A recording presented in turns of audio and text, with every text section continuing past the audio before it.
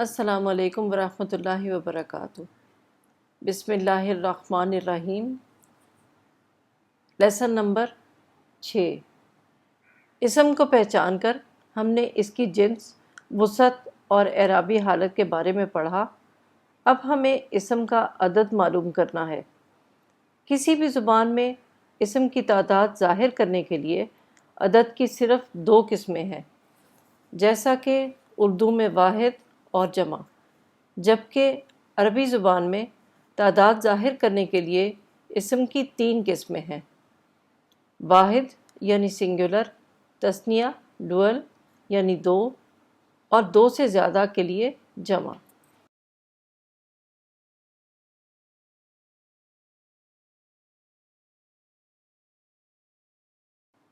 واحد یعنی سنگولر وہ اسم جو کسی شخص یا چیز کو ظاہر کرے۔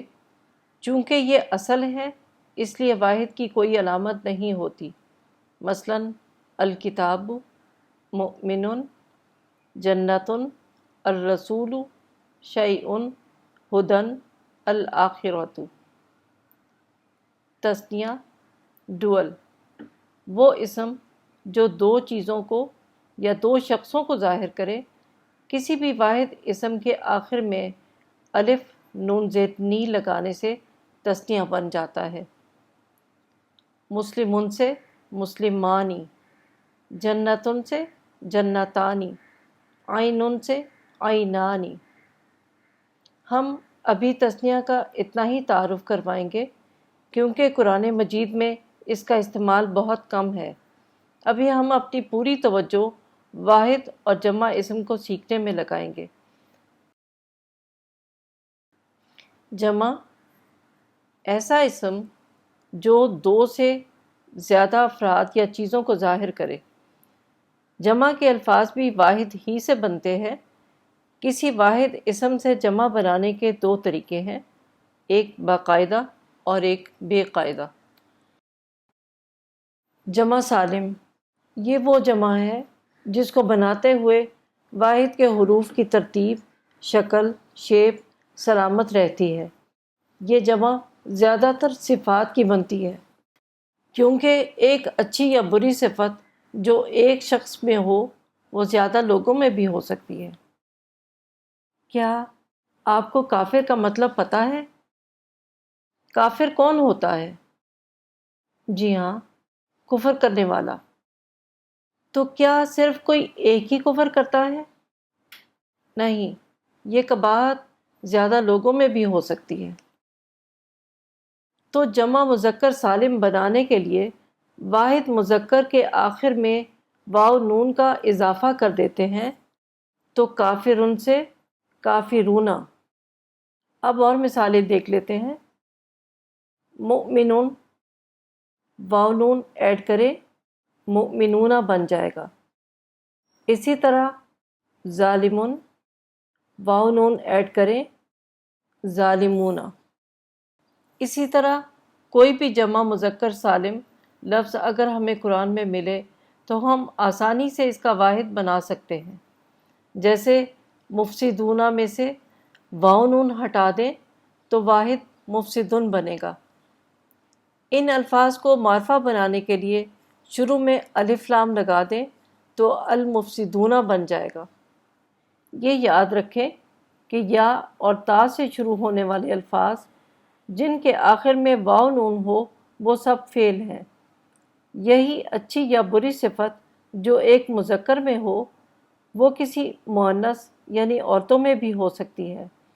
چنانچہ جو اسم صفت کو ظاہر کرتے ہیں ان میں واحد مذکر لفظ کے آخر میں گول تا کا اضافہ کر کے واحد مؤنث بنائی جا سکتی ہے۔ کافرن سے کافرتن، مؤمنن سے مؤمنتن، عابدن سے عابدتن۔ گول تا والی اس واحد مؤنث سے جمع مؤنث سالم ایسے بن سکتی ہے: کافرتن سے کافراتن، مؤمنتن سے مؤمناتن، عابدتن سے عابداتن۔ گول تا والے دوسرے الفاظ کی بھی جمع مؤنث سالم بنتی ہے: آیاتن سے آیاتن، جبکہ وہ صفت نہیں ہے۔ قرآن میں لفظ سماواتن یعنی آسمان بھی جمع مؤنث سالم کی طرح آتا ہے، جبکہ اس کا واحد سماعن ہے۔ جمع مکسر وہ جمع جسے بناتے وقت واحد کی شکل برقرار نہیں رہتی بلکہ ٹوٹ جاتی ہے، جیسے کتابن واحد ہے، اس کی جمع کتبن ہوتی ہے۔ مسجدن سے مساجدو۔ عمل واحد ہے، اس کی جمع اعمال ہوتی ہے۔ اسی طرح باقی مثالیں ہیں۔ اوپر دی گئی مثالوں سے صاف ظاہر ہے کہ جمع مکسر بنانے کا کوئی ایک قاعدہ یا فارمولہ نہیں ہے، چنانچہ کسی واحد لفظ کی جمع مکسر معلوم کرنے کے لیے عربی لغت کا استعمال ضروری ہے۔